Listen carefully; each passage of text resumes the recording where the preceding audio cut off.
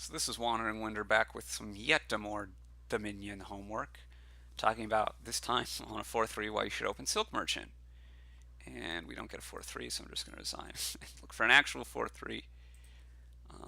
Talk about how Silk Merchant is a great opening. So Silk Merchant Silver, and okay. So first of all, you're going to be able to most of the time get fives twice if that's something that you're interested in. You're going to be able to get five, five again. You're also going to be very likely to be able to hit six, and in some cases you're going to be able to hit seven. So let's talk about the few different options here. If we're trying to hit 5-5, then we're going to spend our coffers here. We know that these last 7 cards contain 5 money because there's 9 money in our deck. And um, yeah, so there's 9 money in our deck. These contain 5 money.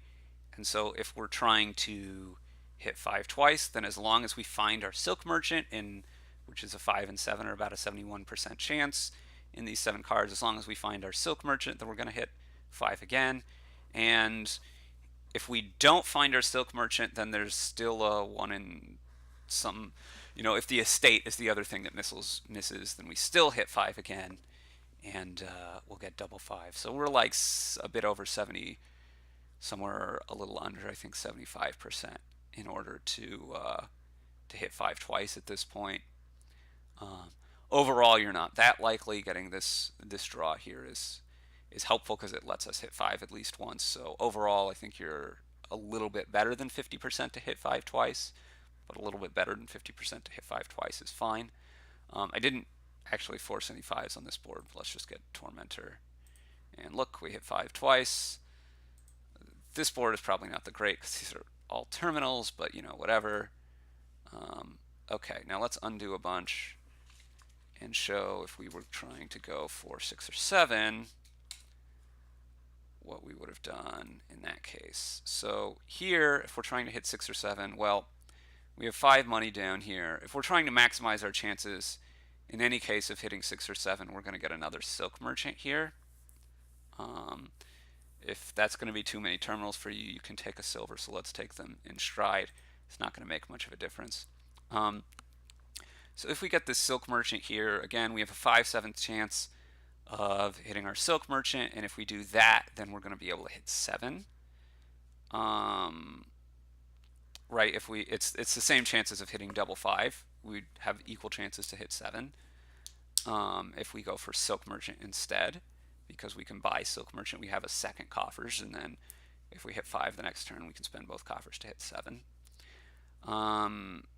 If we get a silver here, then as long as we hit 5, we can hit 6 next turn.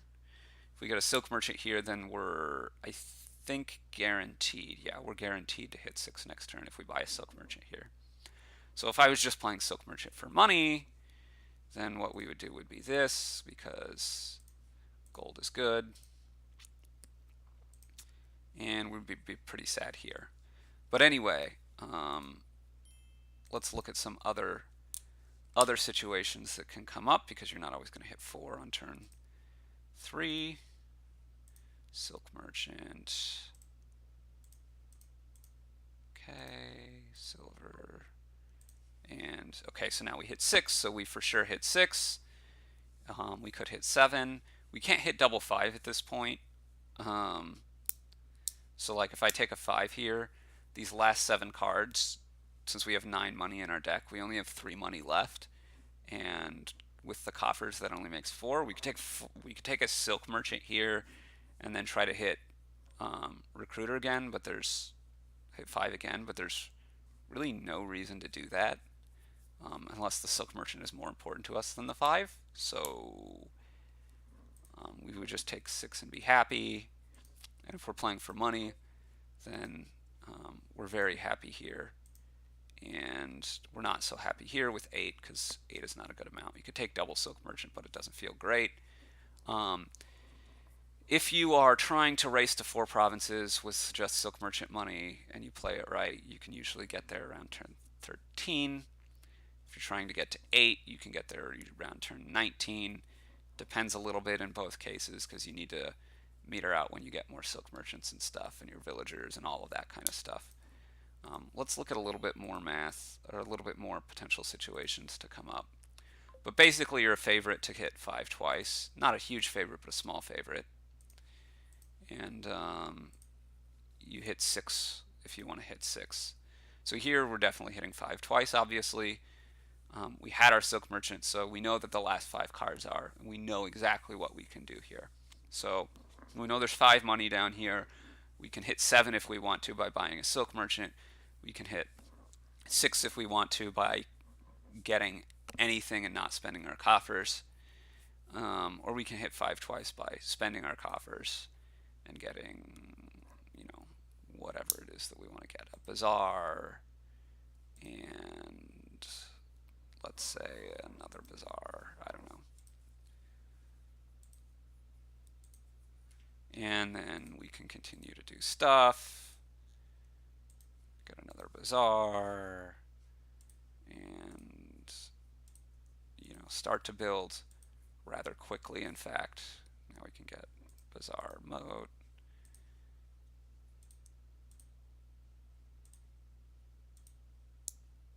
Okay, not the greatest draw here, but you can see how it goes.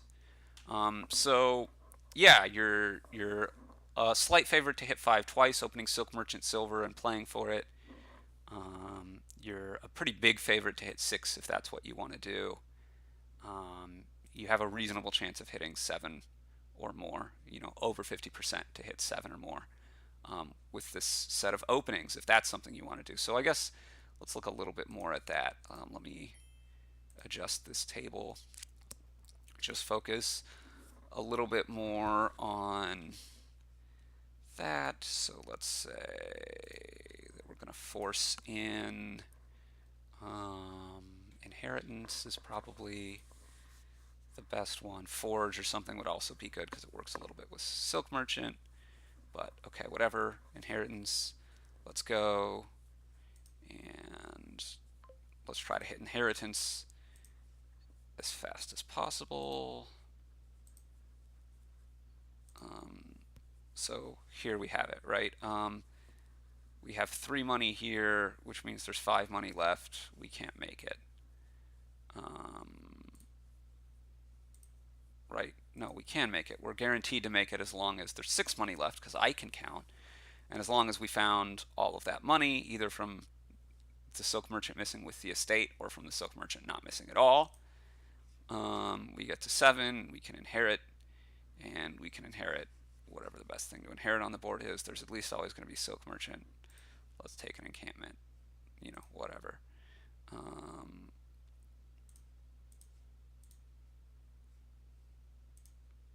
Take a gold so we can keep this stuff.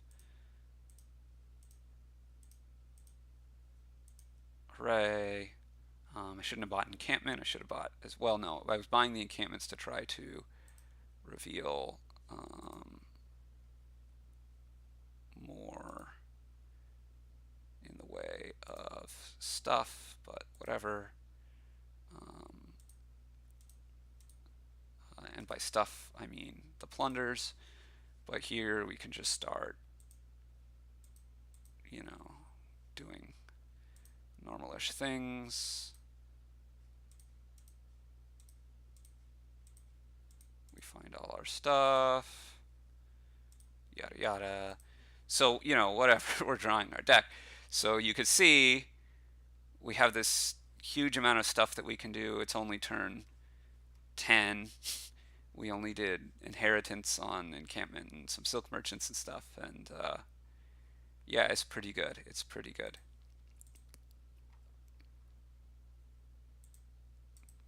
Whatever. And I'm not playing this particularly well. Okay, let's spend a couple of the coffers here. Let's just try to end this game. And yeah. So basically, there you go.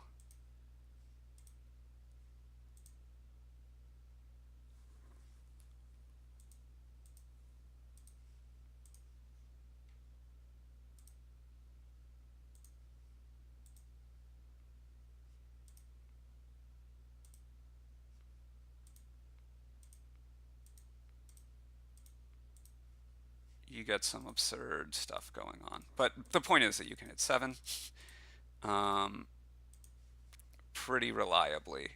Not super reliably, but whatever. This was, what was this? 15 turns to empty the provinces, get 6 estates and a duchy. Um, Again, let's just look at hitting 7 a little bit more. And so we know here the money left in the deck is actually 5 this time because there's a total of 9. I have 4 now. So if I draw that 5 money, then I need actually there are coffers here, but I can get the Silk Merchant. Oh, I have it, and there you go. I get to inherit, and there isn't a great thing here, but there is a non-terminal, so let's get Sages, and it's fine. Again, this makes it look like it's very likely. It's only mostly likely because, sometimes your Silk Merchant misses, sometimes the money doesn't work out right. So let's find an example where it doesn't work. Here it's going to work again if my Silk Merchant doesn't miss. And I hit inheritance. I get to inherit fortress, whatever, minstrel, whatever it is that you want to inherit. Okay, tax is going to mess this up, obviously, so let's move on. Again, Silk Merchant, silver. And again, we can see that as long as the Silk Merchant didn't miss, but there was, a 2 in 7 chance that it would at that point. Could have had 7 again. So here's one way it can miss and not happen. But you can also not hit 4 on turn 3, 2, 5. Let's skip that. If you don't hit 4 on turn 3, then your chances go down a bit. 5, 2, let's skip that. I just want to show you that once before the end of this video. And this is a 1 in 216 chance to get 2, 5, or 5, 2 thrice in a row. Okay, silver, Silk Merchant.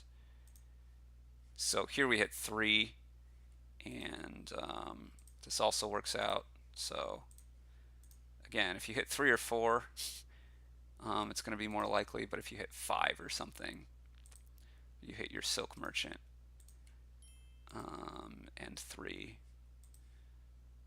If you hit 2, if you hit 6. So there's a lot of ways it doesn't work out, but so here you hit 6, you're fine. You'd have to hit 5 here, 2 here, your Silk Merchant, and 3 basically in order to miss. So you're pretty likely to make it, or have your Silk Merchant miss the shuffle. So there's a lot of ways you can miss, but you usually make it. Not a huge percentage of the time, but usually. Anyway, Jack would not be a good thing to inherit there, I don't think. There isn't a great inheritance target here. Obviously, you need to want the 7 to go for it, but if there's a 7 that you want early, then opening Silk Merchant is a great way to get you there. Anyway, this has been more Dominion homework.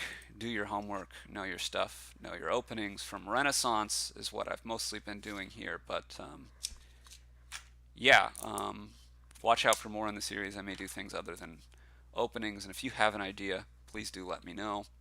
This is Wandering Winder, thanking you for watching another video.